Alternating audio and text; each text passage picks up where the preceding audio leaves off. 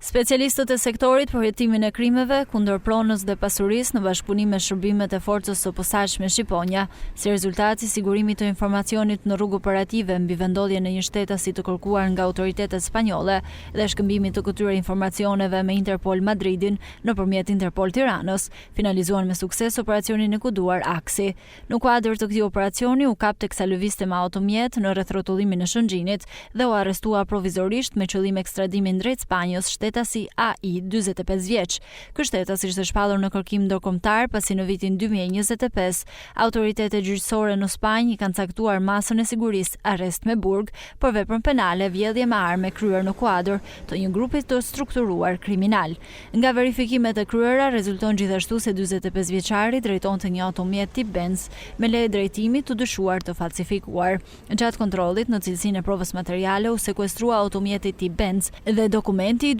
dyshuar i falsifikuar, ndërsa materialet procedurale u referuan prokurorisë së Lezhës për veprime të mëtejshme ligjore, ndërsa Interpol Tirana vijon bashkëpunimin me homologët spanjoll për finalizimin e procedurës së ekstradimit të këtij shtetasi drejt Spanjës.